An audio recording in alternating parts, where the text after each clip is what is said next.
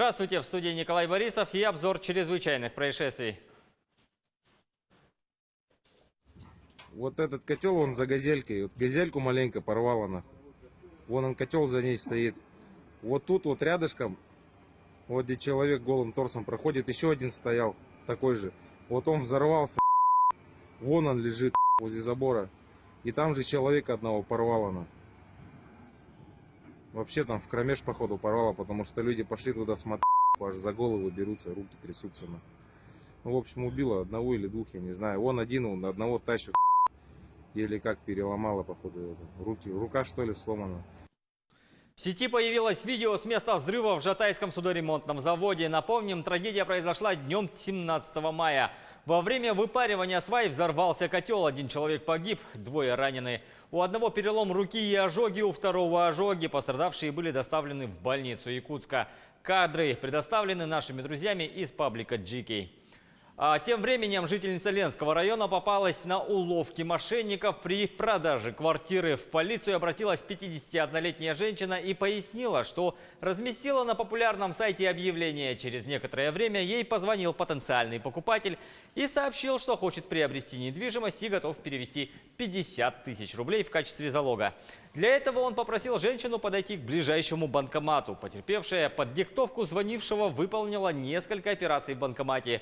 В какой-то момент лжепокупатель вдруг попросил перевести ему на счет 14 тысяч, что вызвало подозрение у заявительницы. Она сразу же прекратила разговор и забрала с банкомата свою карту. Но ей на телефон уже начали поступать смски о том, что ее к карте подключен мобильный банк на неизвестный номер. А затем произошло списание более 4 тысяч рублей. Продолжаем тему. На этот раз мошенники похитили у жителя Нерюнгринского района 90 тысяч рублей. В полицию обратился 50-летний мужчина и пояснил, что в октябре прошлого года увидел в интернете рекламу биологически активных добавок для улучшения работы суставов мышц и заказал себе данные препараты. Вскоре он получил товар и стал их принимать. Далее расскажет сам потерпевший. В октябре месяце 2018 года заказал БАДы, оплатил. Не пропил их, потому что они не подходили. Были головные боли от них. В декабре месяце этого же года, 2018, позвонил следователь Центрального банка Российской Федерации города Москвы. И предоставились они все. Сказали, что был суд по этим БАДам, по этой компании. И, так как потерпевший, мне должна была выплата в сумме 530 тысяч рублей. И все. И забылось. В марте месяце, я и сам не звонил. В марте месяце 2019 года позвонил этот следователь с Москвы и сказал, мне надо оплатить 21 тысячу за судебные издержки.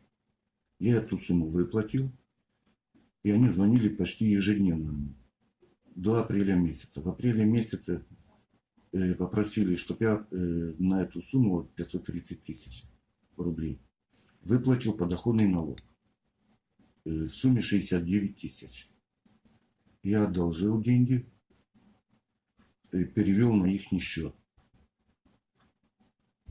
Потом сказали, через 3 дня, говорят, деньги получите на свою карту. 3 дня прошло, они звонят. Только уже рабочий банка.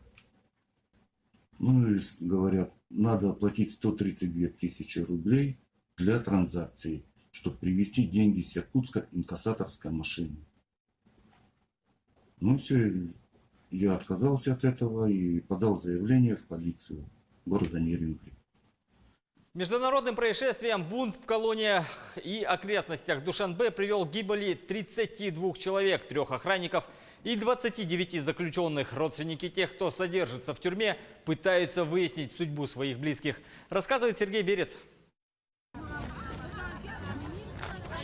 Свои версии событий в колонии в поселке Рохати, неподалеку от Душанбе, приводят власти Таджикистана, правозащитники, а также издания, пишущие о Центральной Азии. Здесь в результате бунта заключенных погибли 32 человека, включая 3 охранников. По одним данным, в тюрьме Кирпичная возник конфликт между сидящими там членами партии Хизб ут-Тахрир, запрещена в России, и надзирателями. По другим, взбунтовались бывшие боевики запрещенного исламского государства, воевавшие в Сирии. У стен тюрьмы собрались родственники узников. В числе 1500 человек, содержащихся в колонии, есть и те, кого называют политзаключенными. На этом пока все. Берегите себя.